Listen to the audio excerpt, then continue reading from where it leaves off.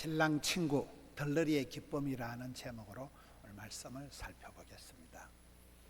우리가 성경 역사를 보면 또 이 땅의 정치 현실을 보면 잘난 사람들한테 질립니다. 권력을 잡은 사람들이 무섭습니다. 똑똑한 사람들이 피곤합니다. 머리 좋은 사람이 냉혹합니다. 세상에는 제 잘난 체 하는 사람들이 너무나 많습니다. 그런데 삶이 다행한 것은 강한 자가 살아남는 게 아니고 살아남은 자가 강하다는 것입니다. 강한 자들이 이겨먹는 것 같지만은 여러분, 바람이 불면 강한 나무까지는 꺾어지지만은 연약한 풀은 싹 누웠다가 싹 일어납니다. 부드러운 게 강합니다. 온유한 자가 땅을 차지합니다. 겸손한 자가 쓰임받습니다. 역사는 강한 자들이 주인공 같지만은 의외로 약한 자들의 합창, 약한 자들이 모여서 역사를 만들어갑니다.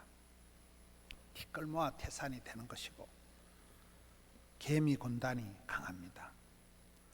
질에서 양이 나오는 게 아니고 양에서 질이 도출되는 것입니다. 인생은 독불장군이 없고 홀로 서기, 독야청청 이런 거 없습니다. 복 있는 사람은 거친 인생길을 살아갈 때 사방팔방에서 돕는 자들이 나옵니다. 이 고비를 넘어가고 저 고비를 지나가고 그때 돕는 자들이 나타나서 인생을 천만다행하게 살아가는 것입니다. 자력강생이다, 홀로서기 이런 건 없습니다. 하나님께로부터 만 가지 은혜를 받은 사람이 행복한 사람이고 수많은 돕는 자들이 나타날 때 그 사람이 천만다행한 삶을 살아갑니다. 그래서 인복이 있어야 되고 만남의 복이 있어야 되는데,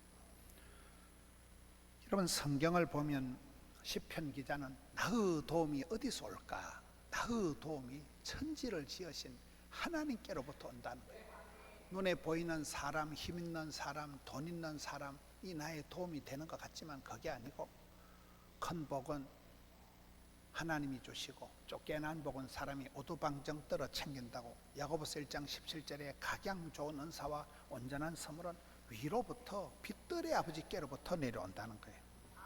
하나님께서 천지 지으신 아버지 하나님께서 일마다 때마다 눈동자같이 지켜주시고 주야로 지켜주시고 이른 비로 늦은 비로 철 따라 은혜의 단비를 내려주시니까 농사가 되는 거고 사람이 되는 것이지, 사람이 애쓰고 노력하는 건 한계가 있다는 것입니다.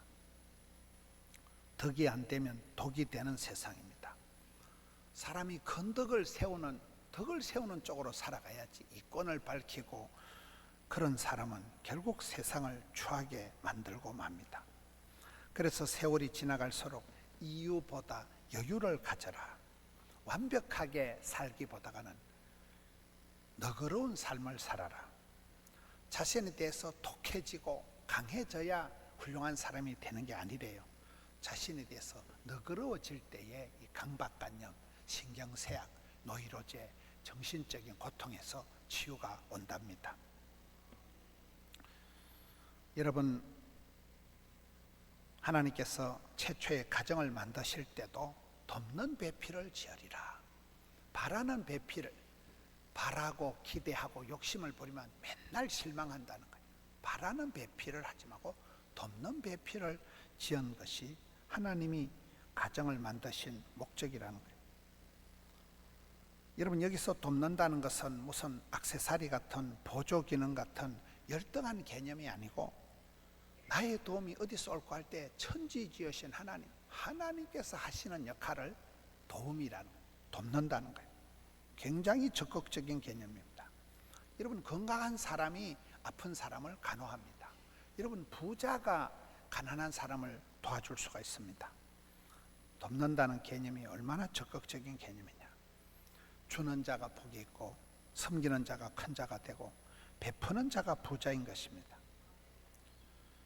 여러분, 우리가 부부 관계든 대인 관계든 모든 관계 속에서 욕심이 많은 사람, 기대치가 높은 사람은 판판히 실망하고 상처를 받기가 쉽습니다. 근데 돕는 배필이 될 때는, 도와주려고 덤빌 때는 상대방을 더 연약한 그릇인 줄로 알고 도와주려고 마음을 먹으면 마음이 흘러가기 때문에 상대방이 불쌍하게 보이고 가엾이 느껴지고 적은지심이 발동이 되기 때문에, 여러분, 돕는 자에게는 사람이 미워지질 않는다는 거예요.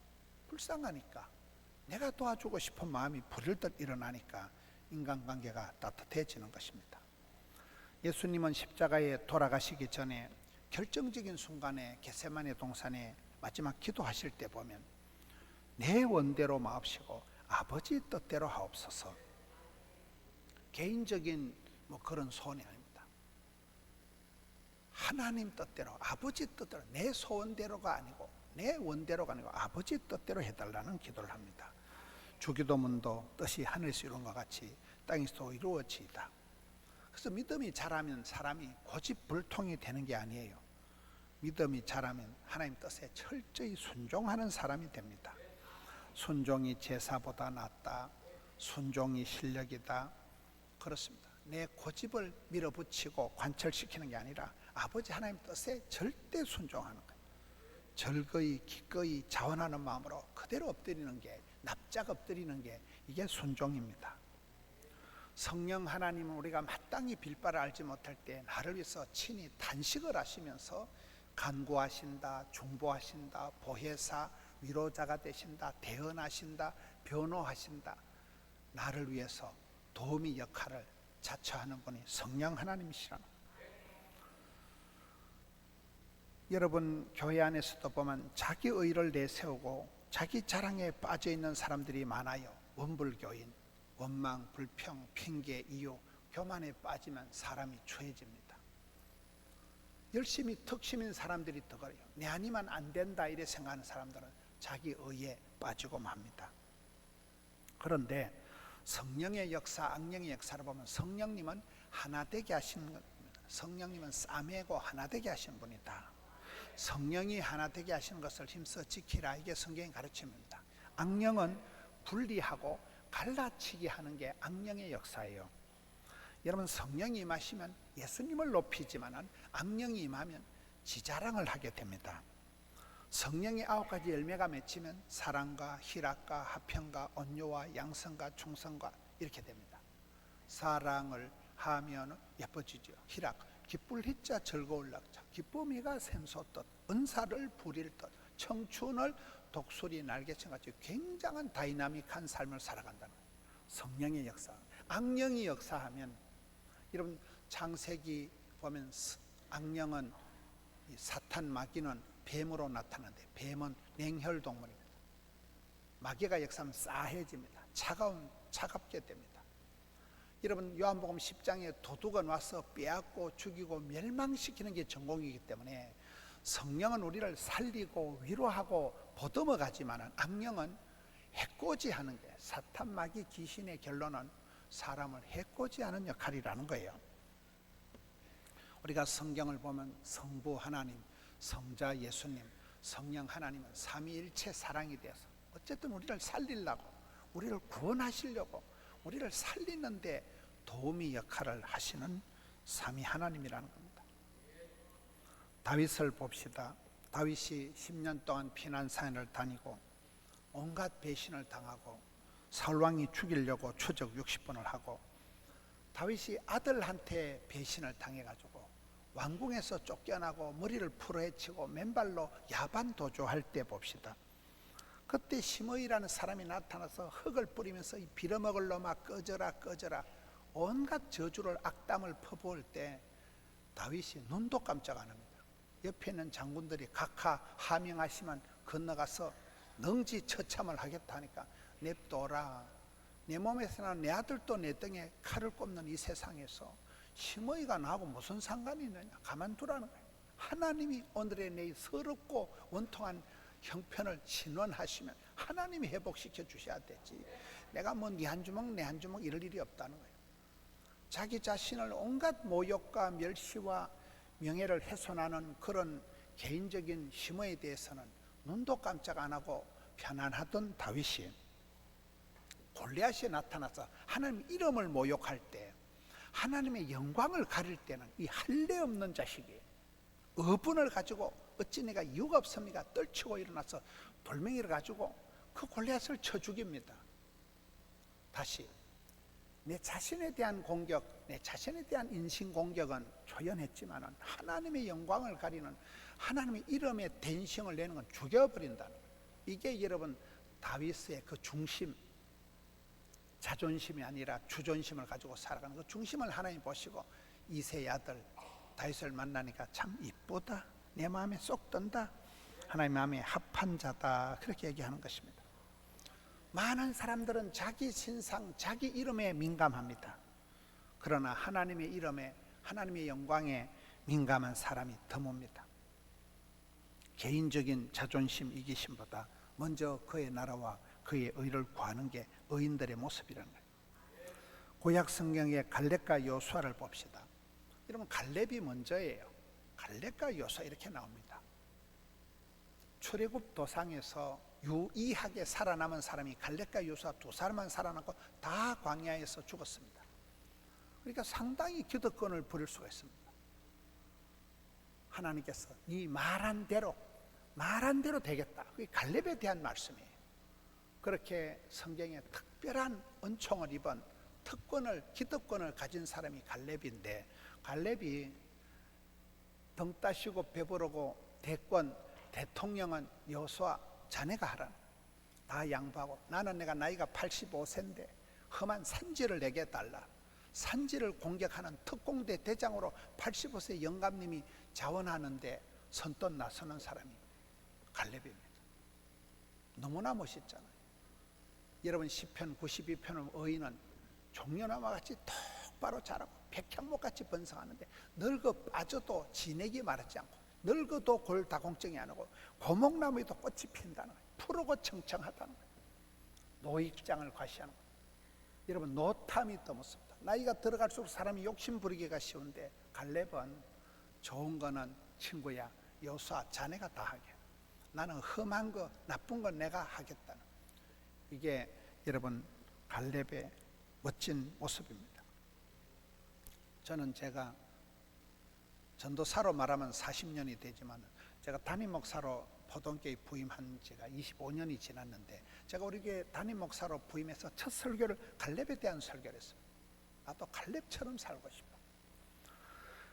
오늘 본문은 세례요한에 대한 말씀입니다. 세례요한의 주제가가 나는 세하고 그는 흥하고 나는 괜찮고 예수님이 잘 돼야 된다는, 이게 갈렙의, 아니 세례요한의 주제가입니다. 나는 결혼식 날, 잔칫날 주인공이 아니다. 나는 신랑이 아니다. 내가 칭찬받고 박수 받을 일이 아니다. 나는 그저 아무것도 아니고 내 뒤에 오시는 예수님이 오리지널 신랑 대신 예수님이고, 예수님은 흥하고 나는 세하고, 나는 그저 신랑의 길을 안내하는 그 시다발이, 그 덜러리 신랑 친구의 기쁨이 충만하다. 이런 기쁨도 가지가지가 있어요. 오만 때만 기쁨이 있는데, 나는 그런 약간 그 허접한 기쁨, 나는 그 도우미의 기쁨, 안내자의 기쁨, 덜러리의 기쁨이 충만하다는 거예요. 예수님은 흥하고 나는 세하고. 여러분, 옛날에 애기들 코를 풀 때도 한쪽 코를 막고 흥해라, 그래서 부흥이 됐다 하더라고요. 흥해야 부흥이 되지, 팽하면요 팽당한대요.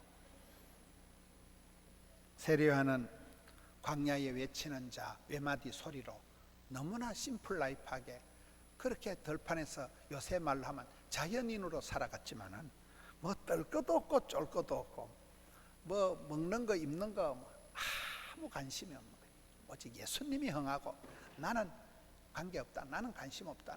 그렇게 살아가니까 여자가 낳은 자 중에 가장 큰 자 세례요한이 된 것입니다.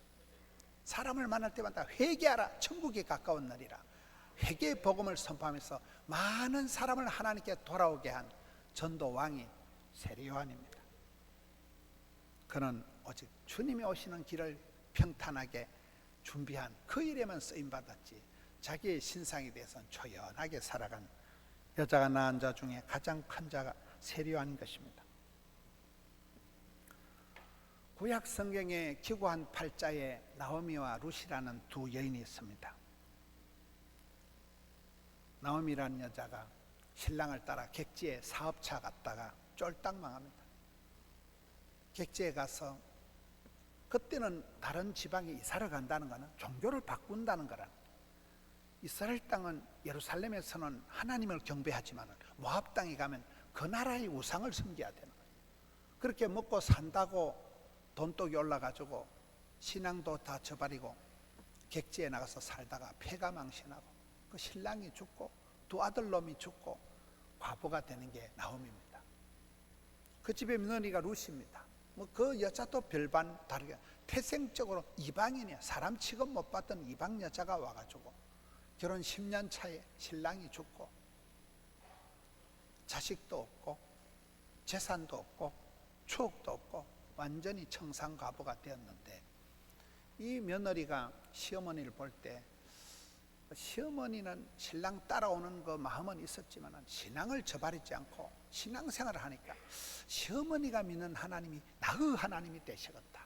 신앙 결단을 하고 시어머니 가는데 내가 가고 시어머니 죽는데 내가 죽고 그렇게 멋지게 신앙 고백을 하니까 하나님이 이뻐라 하시고 그에게 유력한 자, 돈이 되는 사람, 힘이 있는 사람, 기업 물을 자, 진정한 도움이 될 만한 보아스를 갖다 척 붙여주십니다. 멋있잖아요. 여러분 인생의 큰 도움은 어떤 글에 보니까 내 잘되기를 바라는 것은 어머니하고 하나님밖에 없다는 거예요. 남편은 남의 편이래요. 그것도 시어머니가 뭐 고부간의 갈등이 어디라도 다 안 있겠어요. 뭐 요즘 젊은 것들은 시어머니 뭐 시자 드는 게 시시해가지고 뭐 시금치도 안 먹고 시루떡도 안 먹고 시외버스도 안 타고 시청에도 안 가고 시편도 안 읽는다 그래. 그런데 이 고부간의 갈등을 극복하고 시어머니가 믿는 신앙을 이뻐라 본받는 거예요. 시어머니 믿는 하나님이 나의 하나님이 되신다 고백을 하고 나가니까 하나님이 유력한 자, 참으로 도움이 될 만한 기업 물을 자, 보아스를 붙여주신다니까요. 제가 어디 집회 가보니까 며느리 감은 에스더가 좋고 사위 감은 보아스가 좋다는 거예요. 근데 내가 그 집안을 보니까 해결하기는 어려울 것 같은 거예요. 욕심만 많아가지고. 그런 팔자 사나운 두 가부가 있었지만 하나님이 기업 물을 자, 유력한 자, 진정한 도움이 될 만한 사람을 하나님이 붙여주시니까 그 집안이 뻘떡 일어나고 그 집안에서 다윗이 태어나고 다윗의 자손 예수 세 가지 쭉 이어진다는 거예요. 그런 팔자 사나운 여자들이 구약 성경에 가장 복음적인 그런 여러분 믿음으로 결단하고 났을 때는 가난하든 부하든 상관이 없어요. 하나님이 유력한 자를 진정한 도움이 될 만한 사람을 붙여주신다는 거예요. 초대교회 최초의 선교사, 가장 멋진 성경적인 안디옥 교회 담임 목사님이 바나바입니다. 바나바의 스타일을 보면 바나바는 좀 주도적이지 않아요. 용맹하지 않아요. 약간 좀 비실비실합니다. 그러나 그는 약한 사람, 상처받은 사람, 미움받는 사람을 잘 보듬습니다. 그 시대에 많은 사도들이 두려워하는 사람이 사울입니다. 교회를 해코지하는 사울을 찾아가서 스카웃을 해와서 전도사로 씁니다. 다 사람들이 저 사람 인간 안 된다 하는데 바나바가 그 시대의 말썽꾸러기, 교회를 해코지하는 데 앞장선 사울을 스카웃해서 초대교회 전도자로 만듭니다. 여러분 나중에 이 사울이 굉장히 주도적인 사람, 일 중심인 사람이니까 막 일을 몰고 나가니까 바나바는 관계 중심인 사람이라서 늘 사람들 마음 상처받을까 오다 살아가다 보니까 주도권을 뺏겨버립니다. 그래서 사도행전 중간에 가서 보면 바나바는 이름도 없고 최초의 선교사님, 선교대장, 담임 목사님 바나바는 사라지고 사울이 설칩니다. 그런데 바나바가 조금 더 그걸 기분 나빠하지 않습니다. 바나바다, 바울이다, 아니 바나바다, 갈렙이다. 이런 사람의 특징은 나는 괜찮다. 네가 잘 되면 그만이다. 예수님이 흥하고 나는 세하면 된다는 거. 이런 그때부터 사도 바울은 이방의 사도로 신약 성경의 절반을 기록하는 어마무시한 사도 바울이 되지만은 바나바는 역사의 뒤안길로 총총히 사라집니다. 그걸 행복하게 생각하는 사람이라. 내가 1등 안 해도 됩니다. 내가 최고가 아니어도 됩니다. 그 바나바는 교회 안에서 항상 하나님의 은혜를 보았다는 거예요. 신앙생활은 눈싸움이다 이랬잖아요.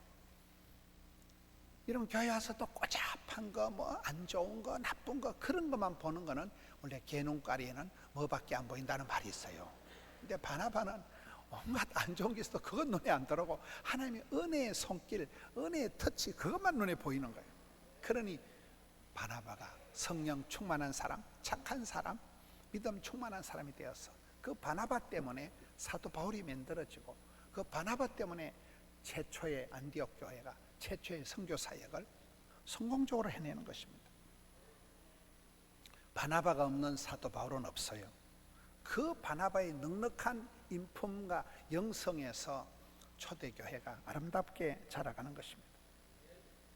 그래서 우리가 성경을 보면 성경은 힘센 사람, 일 잘하는 사람, 똑똑한 사람이 주도하는 게 아니에요.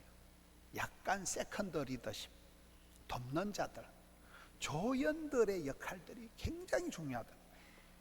모세와 요수아를 보세요. 모세 사역이 대단한 것은 피 한 방울 섞이지 않은 요사라는 후계자가 나타나는 거예요. 이런 다윗과 솔로몬을 보세요. 다윗이 성군이 된 것은 왕자의 난이 일어나고 엉망진창인 집안이지만 그 집안에 솔로몬이란 왕이 나타나면서 그 아버지의 그 아들이 되면서 구약 최고의 왕이 됩니다. 엘리야와 엘리사는 아예 원팀이라 그래요. 둘이가 피 한 방울 안 섞였지만은 최고의 선지자가 엘리야가 되고 가장 기적을 많이 행한 선지자가 엘리사가 됩니다. 이 두 사람한테만 붙은 별명이 이스라엘의 병거와 마병. 이 두 사람이 나라와 민족을 끌고 갑니다. 여러분 뭐 우리가 알거니와 엘리야가 무슨 스펙이 있는 사람이야. 집안이 좋은 사람이 아니야. 무식하고 가난한 농부였지만 이 두 사람이 원팀이 되어가지고 최고의 그런 하나님 나라의 왕국을 만들어 갑니다. 바울과 디모데도 똑같습니다. 그 불칼 같은 바울을 누가 뒷받침을 했어요? 병약하고 허약해 빠진 디모데가 세트 플레이를, 연합팀을 만들어서 초대교회를 이끌어갑니다. 우리가 여호수아다, 다윗이다, 뭐 솔로몬이다, 엘리야다, 엘리사다, 세례요한, 바나바, 디모데 이런 사람의 한 가지 공통점은 주연급인 조연이라는 거예요. 세컨드 리더십으로 충분하다는 거예요. 돕는 자가 얼마나 아름답냐는 거예요. 1등 해먹고 앞장서는 사람들이 아닙니다. 조연으로서의 삶을 감칠맛 나게 살아가는 것입니다.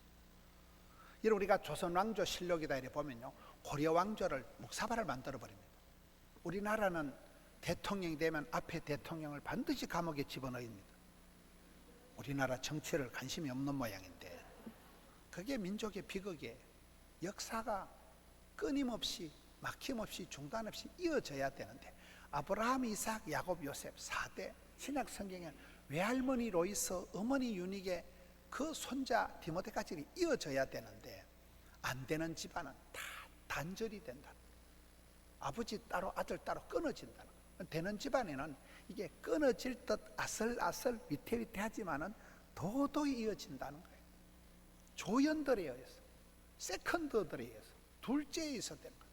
여러분 성경에 장남이 첫째가 중요한 것 같지만은 그렇지 않아요.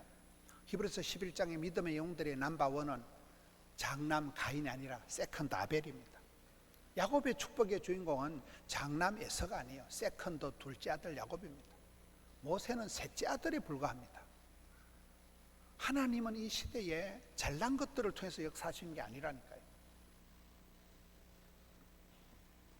다윗이 복을 받은 것은 평생을 자기를 주는 저는 미천한 종이오니 나는 미천한 종놈이오니 그렇게 자기 자리를 잘 감당했기 때문에 다윗이 복을 받은 것입니다. 종의 축복이라고 했어요. 종의 축복. 여러분 일을 시키는 대감마님이 건강할까요? 일을 하는 머슴이 건강할까요? 대부분 대감마님은 대꼬바리 말고 하면서 막 화를 내고 막 소리를 지르고 꼬장질을 하는 게 대감들의 모습이에요. 일하는 모습은 까짓거 밥만 한 것 주면 막 얼굴이 불쾌해가지고 막 돼지같이 먹고 막 땀을 질질하면서 일을 하니까 막 건강하고 힘바람이 나가지고 막 대가리만 대면 자빠져 자는 거예요. 종놈이 행복하고 종놈이, 만석군은 몇 가지 걱정이 있을까요? 만 가지. 여러분, 만석군 아닌 것을 크게 경화드리는 바입니다. 사장님이 머리가 아파요. 종업원은 봉급만 받으면 되는 거예요. 아버지가 머리가 아파요. 처자식 다 먹여 살리는 역사적 사명은 가장 아버지한테 있는 거예요. 막둥이는 그저 귀여움만 피우면 되는, 막둥이는 장남이 부담이에요. 장녀가 훨씬 스트레스를 받는 거예요. 목자와 양이 있을 때 목자가 밤새도록 양을 지키고, 목자가 이른 비로 늦은 비로, 목자가 푸른 초장식, 목자가 신경을 쓰지, 양은 그저 풀 뜯어 먹고 물 마시고 자빠져 자면 되는 거예요. 양의 행복이 있는 거예요. 종놈의 평화가 있는 거예요. 그렇잖아요. 주인이 더 바쁩니다. 사장이 더 힘듭니다. 엄마 아빠가 더 고민합니다. 애들이 뭔 걱정이 있어요. 지야 뭐 지 풀레풀 돌아다니면 되지 뭐. 그래서 성경에 종으로서의 모습, 세컨드로서 만족하는 모습, 조연으로서 충분히 행복하게 살아가는 사람들이 많다는 거예요. 장미꽃을 보세요. 장미꽃 한 송이가 대단한 게 아니고 옆에 있는 안개꽃이 종이에요. 장미꽃 하나가 대단한 게, 안개꽃이 팍 퍼졌을 때 은매 예쁜 거. 이 안개꽃들의 조연들이 장미꽃 한 송이를 돋보이게 하는 것입니다. 오늘 새벽에 돌아가신 이제 김시영 선교사님은 제가 이렇게 해보니까 40년을 같이 지낸 거예요. 학교 다닐 때, 의과대학생 때 기찬방, 기도와 찬양방이라고. 의과대학생들이 여러분 얼마나 공부를 많이 합니까? 어떤 학생은요, 예과 2년, 본과 3년, 5년을 하고 유급이 되면 제명이 재직이 돼버려요. 의과대학 5년 하고 잘리면 아무짝에도 못 씁니다. 얼마나 공부 양이 많은지 몰라요, 의과대학생들. 근데 그 애들 방을 기찬방, 기도와 찬양방이라 해서 시험 치는 날 애들이 1시간 동안 아침에 기도하고 찬양하고 성경 보고 그래 하는 거예요. 야, 성경 그만두고 공부 좀 해라. 지금 시험 들어가는데. 얘기를 하다 보면 이게 목사인지 분간이 안 된다는 거예요. 목사는 공부하라고 애들은 찬송하고, 기찬방, 기도와 찬양하면서 그 같이 지냈던 김시영이하고 같이 되는 게 유상한이에요. 용호동에 있는 윤상한이라는 아이예요. 제가 전라도 광주에 집회 가보니까 걔가 장로가 돼가지고 광주시 장로의 회장이 돼가지고 연합집회에 지가 기도하더라고요. 그렇게 애들이 자란 거예요. 그 김시영이가 학생 때도 아주 공부도, 성가대 맨날 지휘하고, 채플 시간에 성가대 다 하고, 학교 영적인 일을 도맡아 했습니다. 부부가 다 그렇게 교목실에 알바하던 애들이. 아프리카 시에라리온에 그 셋째 아들 주원이, 채은이, 성은이가 태어나자마자 갓난아기를 데리고 전기도 안 들어온 아프리카 가서 사역을 했습니다. 그 아이가 자라지면 20대가 다 된 거예요, 애들이. 베트남에, 시에라리온에, 이라크에 안 가본 나라 가서 온 세계를 다니면서 선교를 하고, 담도 암이 걸려가지고, 이 간암이 담도 쪽에 암이 걸리니까 의사들이 다 놀래가지고 몇 달 못 산다고. 의사들이 다들 안 된다는 말을 수도 없이 들었는데, 그 김시영 선교사님이 의사가 의사를 고치는 의사를 만난 거예요. 아산병원에서 목사님, 돕는 자가 나타났다. 돕는 자. 의사가 의사를 고치는 명의를 만나가지고, 남들은 다 안 된다 하는데 3년 6개월을 건강하게 살고, 작년 가을에는 선교도 다녀오고 튀르키예 선교까지 갔다 왔습니다. 지난 주말부터 갑자기 몸이 안 좋아져가지고, 근데 두 부부가 그렇게 기도했더니 담도암이라는 게 간암하고 이게 너무나 고약하니까 고통이 심합니다. 제가 어제 오후에 신방을 가서 보니까 그게 그냥 임종 예배가 된 거예요. 이 간암, 담도암이 되니까 고통이 너무 심하니까 숨을 못 쉬는 거예요. 그러니까 기도하기를, 하나님 고통의 때는 줄여달라고. 그러니까 그 기도한 대로 하나님이 오랫동안 57년 동안 그게 멋지게 아름답게 존귀하게 쓰임받고, 고통의 때는 짧게 해서 오늘 새벽에 하늘나라 가신 거예요. 평생을 보면 암 수술을 하고 병원에 누워 있으면도 로마서 주석 이만한 걸 보는 거예요. 내가 봐도 머리가 아픈데 그렇게 평생을 참고 이런데 아주 은사받은 분이 김시영 선교사님.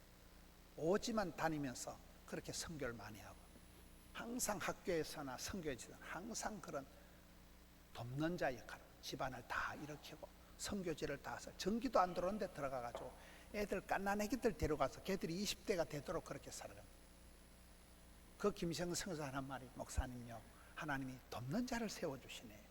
그래서 한 곱이 지나고 두 곱이 지나고 57년이라는 길다만 길고 짧다만 짧지만은 우리가 세월을 살아가면서 여러분 사방에 돕는 자가 나타난다는 것입니다. 예수님을 만나면 사람들이 변화가 일어납니다. 허물 많은 베드로는 예수님을 만나고 변화가 되어서 상처 입은 치유자가 되어서 수제자가 됩니다. 물고기 잡던 베드로가 사람을 낚는 어부가 됩니다. 예수님을 핍박하던 사울은 이방의 사도가 됩니다. 담대하고 거침없는 지도자가 됩니다. 안방에서 열방으로 나간다 이랬더라고요. 의심 많은 도마는 나의 주 나의 하나님이라는 엄청난 고백을 하는 그런 지도자가 됩니다. 그가 인도까지 가서 순교했다 이러잖아요. 성경에 백해무익한 인간이 마가라고 있어요. 털 싸움을 일으키고 부잣집 아들로 자라가서 철이 없는 게 마가입니다. 그 마가가 말썽을 일으키고 사도 바울과 바나바가 대팡 싸울 때도 말썽을 화근을 제공한 게 마가입니다. 그런 백해무익한 마가가 세월이 지나고 바울이 죽기 전에 마지막 편지가 디모데후서 4장입니다. 그걸 적고 바울이 죽잖아요. 그 마지막 편지 4장 11절에 보면 이 백해무익한 인간이 이제는 유익한 자가 되었다. 교회에 도움이 되고 내 사역에 큰 도움이 되는 유익한 자가 되었다. 이렇게 고백이 변화되어지는 것입니다. 사랑하는 성도 여러분, 이 시대를 살아가면서 우리가 어떻게 살아가야 되겠어요? 남의 눈에 눈물 나게 하지 마. 말썽 이러지 마. 항상 교회를 세우는 사람, 남을 도와주는 사람, 길을 살려주는 사람, 힘나게 하는 사람, 여러분 이렇게 도우미 역할을, 돕는 자의 역할을 하고 가정에서는 돕는 배필, 사회에서는 유익한 자, 어디 간지 남을 돕는 사람이 돼야 되지. 만나기만 무슨 막 빨대 꼽이는 기가 다 빨려가가지고 뭐 아이고 피곤하다 이런 사람 되지 마라. 길을 빨아먹는 사람이다. 길을 살리는 사람, 하나님 나라의 큰 유력한 자, 돕는 자가 되어서 이 시대 내가 집사님 때문에 살아가네, 내가 집사님 보면 힘이 나네, 이런 인간 바카스, 인간 도우미, 하나님 편에 굳게 서서 교회를 살리고 가정을 살리고 사람을 세워가는 돕는 자, 우리 성도님들 되시기를 축원합니다.